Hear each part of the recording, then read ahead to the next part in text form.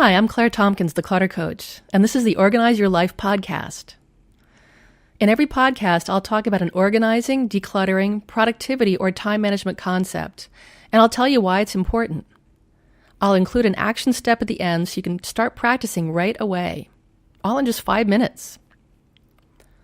My specialty is chunking down these big topics so they aren't overwhelming.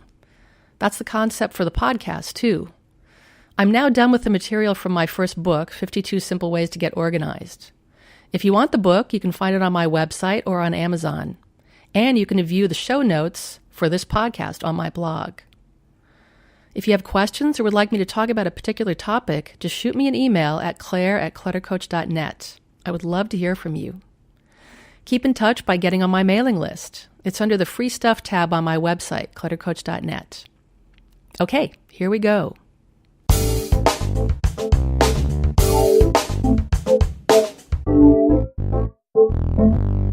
This is podcast 117, and it's called Just Do It. I guess I have to mention Nike here so they don't sue me for co-opting their slogan. But here's some weird trivia for you. That slogan was inspired by murderer Gary Gilmore's last words before he was executed. He said, "Let's do it." Okay, maybe inspired isn't quite the right word here, but strange, huh? What I mean by that statement is similar to what I talked about in my podcast, Make Decisions, Then Take Action, in January 2017, if you want to look it up. It's not enough just to make a decision. If you don't act on that decision, you're just still stuck. In the 2-minute rule episode from September 2016, I talked about getting those little tasks off your list fast instead of procrastinating. Yesterday, I worked with a client on a giant pile of mail that she had put off even opening, much less sorting and processing. But she was eager to get to it because the cabinet it was in was now full, and a new pile was starting on top of her printer. That kind of scared her. About a third of the mail went straight to the recycle bin without needing even to be opened. By the end, we had a small stack to file and a smaller stack of action items. I'd say about 80% of it we just did away with. I'm making an example of her because of a rebate offer we encountered in the pile. It was for $3 off a bottle of wine. She had the receipt clipped to it, but hadn't filled out the little form. When I mentioned it, she sighed and said, "I have to do this form, then I have to get an envelope, then I have to get a stamp." This is why she'd put it off. It seemed like it would take a whole bunch of time and energy to do it. Time and energy that she predicted she would have in the future when she saw that form again in the pile. Yes, we tend to do this. Unfortunately, we're usually wrong.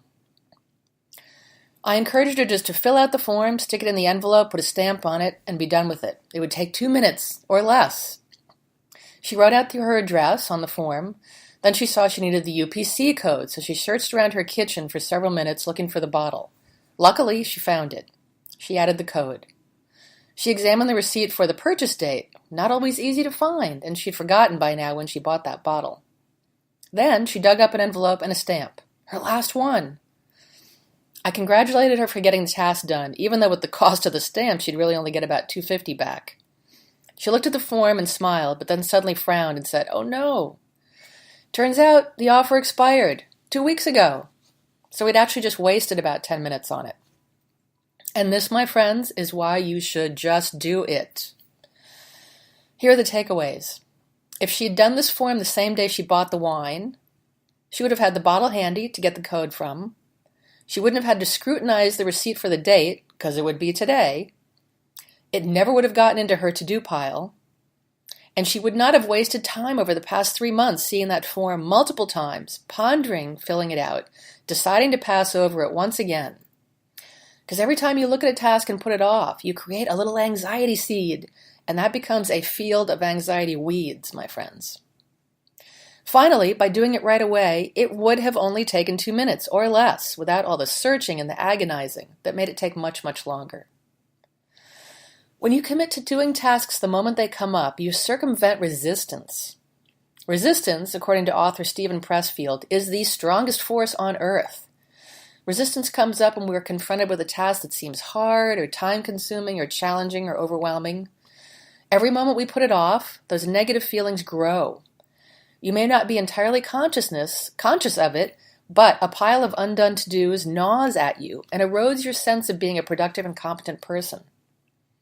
Conversely, seizing on a task immediately doesn't give you time to activate resistance. It can also forestall procrastination, the cousin of resistance. According to the Procrastination Research Group, yes, it's a real place, you can look it up online, we suffer from cognitive distortions that make us procrastinate, meaning that we routinely misjudge tasks. We think they'll take longer than they actually will. We believe that we'll be more motivated to do them tomorrow, and we're convinced that we have to be in the mood to do them.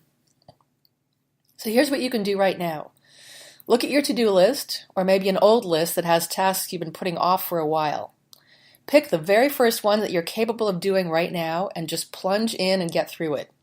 Focus on the action of doing it and just do it. Hey, thanks for listening. I'm Claire Tompkins, the Clutter Coach. If you like the show, I'd love it if you'd leave a rating and review in iTunes.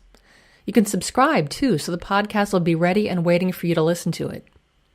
The show is available on SoundCloud and Stitcher as well. And you'll find the show notes on my blog at www.cluttercoach.net. And again, please come visit me on livecoach.io and get that gift certificate while the offer lasts. LiveCoach offers a money-back guarantee after your first month, so there's no risk. See you next time.